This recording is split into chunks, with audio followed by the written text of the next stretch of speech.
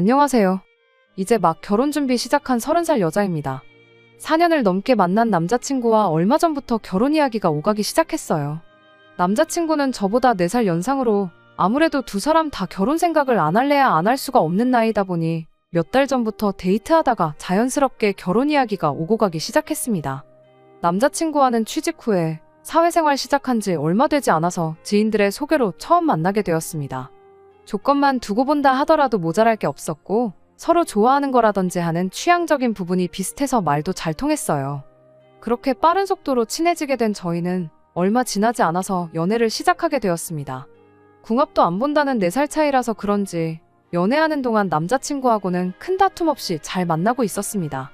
저에 대한 배려도 좋았지만 저희 가족들한테도 살뜰하게 참 잘하는 사람이었어요. 만나는 기간이 길어지면서 결혼 이야기 나오기 전에 먼저 저는 남자친구를 저희 부모님한테 소개를 시켰었거든요. 아무래도 사람 상대하는 직장을 가져서 그런가 저희 부모님 앞에서도 주눅들지 않고 이야기를 주고받는 남자친구 모습이 참 좋았고 아마 저는 그때부터 결혼에 대해서 긍정적인 생각을 갖게 되었던 것 같습니다. 저희 부모님께서도 은근슬쩍 남자친구를 사윗감으로 점 찍어두기도 하셨어요. 집에서 먼저 부모님이 너 결혼은 언제 할 거냐는 이야기를 꺼냈었는데 그 말에 저는 대답을 제대로 할 수 없었습니다.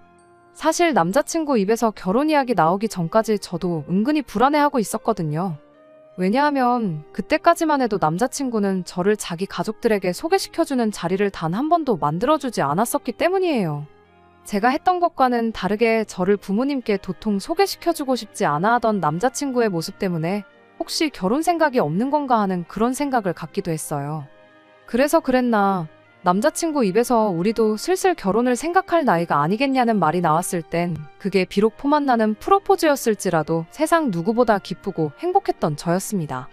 남자친구한테 그동안 왜 가족들한테 저를 소개시키지 않은 거냐 물었더니 저 불편할까봐 일부러 배려해준 거라고 하더라고요. 그때는 그냥 그러려니 했어요. 그런데 이제 결혼을 본격적으로 준비하면서 처음으로 남자친구의 가족들을 만나게 되었는데 참 여러 가지 생각이 들어서 고민하다 이렇게 결국 사연까지 적어보내게 되었습니다. 4년이나 만났지만 결혼 앞두고 첫인사를 드리러 갔던 그날에 남자친구의 가족관계에 대해서 처음 알게 되었어요. 남자친구 밑으로 제 또래의 여동생이 한 명 있다는 사실은 이미 알고 있었지만 아버님이 돌아가시고 안 계시다는 사실은 그때서야 처음 알았네요. 자리에는 여동생은 안 나왔고 어머님만 혼자 나오셨어요. 한 번에 인사를 다 했으면 저야 좋았겠지만 뭐 서두를 필요 없다고 생각했습니다. 이제서야 겨우 처음 인사드리는 단계인데 지금 하건 나중에 하건 무슨 상관이겠나 싶었어요.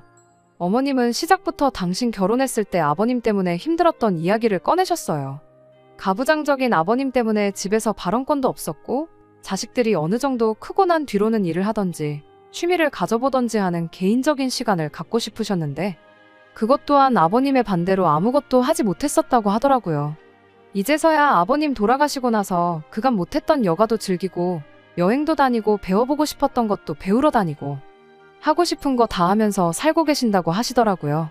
어머님 결혼 생활이 얼마나 힘들었는지 제가 알 길은 없었지만 그래도 아버님이 남겨놓은 재산으로 놀러 다니신다니 당장은 나쁠 게 없어 보였습니다. 저희 집은 아직 어머니 아버지 두 분 다 어떻게 될지 모르는 세상의 노후 대책이나 확실하게 해두고 싶으시다며 아직도 경제활동을 하고 계셨거든요. 아무튼 그렇게 첫 인사 자리는 평범하게 끝마치게 되었습니다. 집에 돌아갈 때 저는 당연히 남자친구가 어머님 모시고 같이 들어갈 줄 알았는데 어머님이 먼저 남자친구한테 둘이서 더 나눠야 할 이야기도 많을 테니 이야기 좀 더 나누고 오라며 혼자서 돌아가셨어요. 긴장을 많이 했던 터라 많이 피곤했고 저도 들어가서 쉬고 싶었는데 무슨 이야기를 더 나누라는 건지 싶었어요. 남자친구한테도 그냥 들어가 보겠다 이야기했는데 남자친구가 자기는 아직 할 이야기가 남았다며 저 좀 보자고 잡더라고요. 무슨 이야기를 하려고 저러나 싶었더니 어머니가 가부장적인 아버지 때문에 힘들었다는 이야기를 듣지 않았냐며 결혼하면 앞으로 효도하며 살고 싶다는 이야기를 빙 돌려서 말을 하더라고요. 어려서부터 어머니가 얼마나 고생하면서 사셨는지 두 눈으로 직접 봐왔기 때문에 당연히 그래야 하는 거 아니겠냐며 제 동의부터 구하더라고요. 자식이 부모한테 효도한다는데 그게 싫다고 사연을 적은 건 절대 아니에요. 저도 부모님께 효녀이고 싶고 저희 부모님이 고생하셨던 거 지금도 남들 다 하는 은퇴 못하고 저렇게 일하시고 계신 거 보면 마음이 아픕니다. 결혼을 결정함에 있어서도 남자친구가 제가 하는 것보다 더 저희 부모님한테 싹싹하게 하던 그 모습이 참 좋았던 이유도 한몫을 했었기도 하고요. 저는 효도를 하는데 남자친구는 효도하면 안 된다. 그런 내로남불은 저도 하기 싫어요. 하지만 이어서 나온 남자친구의 한마디가 그 효도라는 게 제 기준으로 봤을 때는 너무한 게 아닌가 싶을 정도로 과하기 때문에 이렇게 사연을 적어보내게 되었던 거예요. 효도하는 거 참 좋은 생각이라고 남자친구 말에 동의를 하자마자 기다렸다는 듯이 결혼 후부터는 용돈을 드리겠다는 선언을 해왔습니다. 처음엔 용돈을 드리자는 말이 조금 거슬리긴 했어요. 당장은 저희가 아무리 벌이가 좋다고 해도 남자친구가 모아놓은 돈 8천에 제가 모아놓은 돈 6천이 전 재산이었거든요. 양가 도움 없이 결혼하기로 결정한 상황이라 대출은 당연히 받아야 하는 상황이었죠. 그러면 앞으로 나갈 대출이자며 혹시 모를 상황이나 이세 계획을 대비해 시작해야 할 저축이며 당장은 한 푼이라도 아끼는 게 수라고 생각했어요. 드리더라도 일단 앞으로의 상황을 보고 여유가 되는 선에서 적당히 드리면 되는 게 맞다는 생각이었는데 이미 다른 거 묻고 따지기도 전에 용돈부터 드리겠다고 선언을 했으니 말이죠. 그런데 더 어이가 없는 건 용돈을 드리겠다던 남자친구가 난데없이 액수는 자기가 벌어오는 월급의 절반이라는 말도 안 되는 소리를 꺼냈다는 겁니다. 남자친구 직장이 알만한 사람들은 이름만 들어도 뭐하는 회사인지 알 정도로 이름난 회사예요. 당연히 월급도 또래에 비해 괜찮은 조건으로 받고 있고요. 저 또한 남자친구가 다니는 회사만큼은 아니지만 적당히 괜찮은 회사 다니고 있습니다. 당장 두 사람 벌이를 합치면 뗄 거 다 떼고 대충 계산만 해봐도 거의 700만 원 후반 정도를 매달 월급으로 벌어온다는 계산이 나옵니다. 그 정도면 그래도 중간 이상은 가는 월 수입이었죠. 남자친구는 둘이 벌어서 800 가까이 버는데 자기 월급 절반에서 200만 원 정도 드리는 게 뭐 어려운 일이겠냐는 거예요. 당장 둘이 합쳐 500만 원만 벌어온다고 해도 중산층 이상은 버는 거나 마찬가지라고 하더라고요. 당장 용돈이라길래 많아봐야 30만 원, 50만 원 정도 드릴 생각이겠거니 했는데 액수를 들었더니 소름이 다 돋을 정도였어요. 매달 200만 원 가까운 용돈이라니 명절 때나 어버이날 때도 100만 원은 드려야겠거니 생각했는데 그 곱절이 되는 돈을 매달 무조건 드리겠다는 소리였으니 제가 그때 그 자리에서 얼마나 황당했는지는 안 봐도 대충 짐작이 가실 거예요. 100번 양보해서 어머님께 그 정도 되는 액수를 드린다면 그건 아마 저희가 결혼 후 한참 지나서 두 사람 사이에 아이가 생기고 회사를 문제로 아이를 봐줄 여건이 안 될 때 그때 저희를 도와서 아이를 케어해 주신다면 그때는 그 정도 충분히 드릴 수 있어요. 그때 가봐서야 알겠지만 그 이상도 드릴 수 있겠죠. 하지만 그 외에는 절대 배보다 배꼽이 더 커서는 안 된다는 생각이었습니다. 게다가 저희가 뭐 속도 위반으로 아이가 생겨서 결혼을 하게 되는 것도 아니고 그렇다고 당장 제가 아이 때문에 커리어를 포기할 생각도 없었거든요. 무엇보다 저희 둘 사이에 결혼 이야기가 진지하게 나오고 있는 상황이고 양가에 서로 얼굴 도장을 찍긴 했지만 저는 당장 그날이 어머님을 처음 뵈었던 날이기도 하고 양가 상견례도 마치지 않은 상황이었거든요. 어머님이 집에 가실 때 둘이서 할 이야기가 많지 않겠냐고 한 게 이 이야기부터 마무리 짓고 오라고 일부러 자리를 피해 주신 건가 싶을 정도로 월급의 절반을 어머님 드리겠다는 소리가 가당치도 않은 소리처럼 들렸고 한편으로는 혹시 나를 만나기 전부터 이미 두 사람 사이에 이야기가 끝나 있던 게 아닌가 하는 의심까지 들었어요. 게다가 어머님이 가부장적인 아버님 때문에 고생하셨던 건 사실일지언정 적어도 지금은 그때 고생한 만큼 돌려받고 계신 상황이잖아요? 아버님이 돌아가시면서 남겨놓으신 유산으로 아파트도 당신 명의로 가지고 계시고 노후 준비도 어느 정도 되어 있고 가끔씩 소일거리 하면서 돈을 벌고 계신다고는 하지만 여가 즐기고 여행 다니고 배우고 싶은 거 배우러 다니신다는데 저희 부모님이 한 푼이라도 더 모아놓겠다고 버스 정류장 한두 군데 거리는 그냥 걸어서 다니시는 거랑 비교해보면 충분히 노후를 즐기고 계신 거 아니겠냐고. 솔직히 매달 용돈까지 드려야 할 필요는 없어 보인다고 말했어요. 노후도 다 되어 있다 하셨는데 용돈이 어디에 필요하신지 모르겠다 따져 물었더니 남자친구가 대답이라고 하는 말이 더 어이가 없었습니다.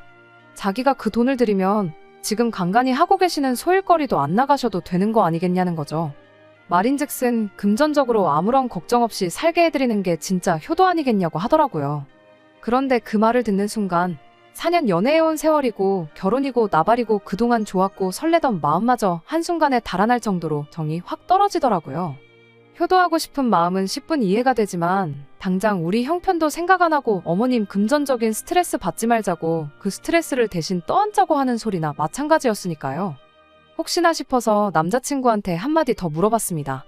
언젠가 우리 결혼하고 나서 어머님과 나 두 사람 사이에 다툼이라든지 고부간의 갈등이라든지 그런 일이 생기거든 누구 편을 들겠냐고 아주 대놓고 물어봤어요. 빈말로라도 저라고 대답해줄 거라 생각했는데 단 1초의 고민도 없이 당연히 어머니 편을 드는 게 자식된 도리 아니겠냐 하는 거예요. 그러면서 또 저를 동시에 나무라기를 너는 며느리가 될 사람이 벌써부터 시어머니랑 싸우고 의견 다툼 할 생각을 하는 걸로 모자라 거기에 아들인 나까지 끌어들여서 모자간의 갈등까지 유발시킬 셈이냐고 하더라고요.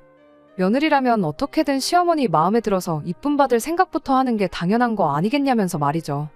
어머니가 앞으로 살아봐야 얼마나 더 살아계시겠냐. 만에 하나 억울하고 부당한 대우를 받는다고 한들 너 혼자만 참고 넘어가면 모두가 좋게 끝날 일이라는 거예요. 어머님 또한 평생을 가부장적인 아버님 때문에 참고 살아오셨으니 응당 저도 똑같이 그래야 한다는 거였죠. 월급의 절반도 절반이지만 앞으로 무조건 참고 살아야 한다.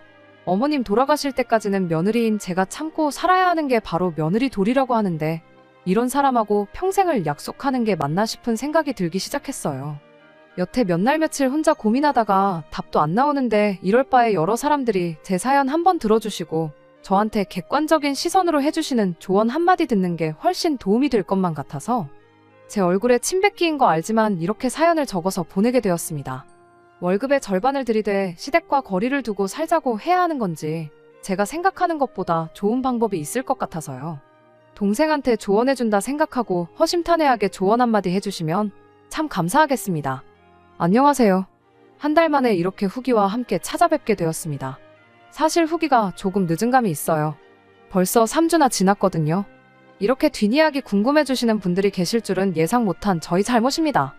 여러분들께서 보내주신 의견 덕분에 이렇게 저는 좋은 선택을 할 수 있었어요. 사연 보내고 나서 저희 어머니께도 이 상황에 대해서 말씀을 드렸었어요. 저희 어머니도 충격이 크셨습니다. 아무래도 남자친구를 사윗감으로 마음에 들어 하셨다 보니 그만큼 충격이 더 크셨을 거예요. 그래도 결혼하기 전에 본성을 알았으니 다행 아니냐고 결혼이야 상견례를 한 것도 아닌데 물으면 그만인 거 아니겠냐고 하시더라고요. 대신 어머니께서 결혼을 엎어버리기 전에 남자친구와 한번 이야기를 나눠보고 싶다고 하셨어요. 그런데 아무래도 그림이 어머니가 저 대신에 할 말을 해주는 게 아닌가 싶기도 해서 그냥 제가 알아서 해결하겠다고 했습니다. 단판을 짓더라도 결혼을 엎어버리더라도 그건 제가 이야기해보고 제가 결정하겠다고요. 곧바로 남자친구를 불러내서 대화를 나누는 자리를 갖게 되었어요. 처음엔 아무것도 아닌 척 사소한 이야기로 대화를 꺼냈다가 결혼 이야기로 화제를 돌려버렸죠. 혹시나 싶어 남자친구에게 한 번 더 확인을 했습니다. 월급의 절반을 주겠다는 그 마음 아직도 여전하냐고요. 남자친구는 살짝 짜증난다는 표정을 지으며 이미 끝난 이야기를 왜 또 꺼내고 있냐며 살짝 성질을 부리더라고요. 그날은 오빠 혼자 시작해서 혼자 끝냈던 이야기 아니냐. 이젠 내 차례니까 그렇게 알고 있으라 말하고 제 이야기를 시작했습니다. 남자친구처럼 구구절절히 밑밥 깔아가며 설명할 생각도 없이 곧바로 단도직입적으로 말했어요. 나도 똑같이 결혼 후에는 우리 부모님한테 월급의 절반을 드려겠다고요. 가만 생각해보니 오빠 말이 다 맞다고. 자식이 부모한테 효도하는데 이유가 있겠냐. 나도 오빠 따라 똑같이 부모님께 내 월급의 절반을 드리고 싶다. 그래도 되느냐 물어봤어요. 말이 끝나기 무섭게 남자친구 표정이 굳어가기 시작했습니다. 제가 이렇게 나오리라고는 예상을 전혀 못했다는 표정이었어요. 계산은 빠른 사람이라 서로 월급에서 절반씩 빼버리고 나면 당장 저축은커녕 생활조차 안 될 거라는 걸 눈치챈 것처럼 보였습니다. 당연히 대번에 그렇게는 안 되겠다고 말을 꺼내더라고요. 제가 오빠는 어머님한테 월급의 절반을 드리기로 했으면서 나는 그렇게 하면 안 되는 이유가 뭐냐고 물었더니 당장 안 된다고 말은 했지만 못하게 할 이유가 떠오르지는 않았나 봐요. 스스로 엄청 답답해하더라고요. 그러다 좋은 생각이라도 난 건지 구구절절 이유랍시고 떠들어대는데 안 되는 이유랍시고 꺼낸 소리가 저희 아버지께서 경제활동을 아직 하고 계시지 않느냐는 소리였어요. 자기는 어머님이 혼자 벌기 때문에 도와드려야 마땅하지만 제 경우에는 저까지 나서는 게 오지랖이라고 하더라고요. 저는 그 순간을 놓치지 않고 남자친구 말을 또다시 잘라버렸어요.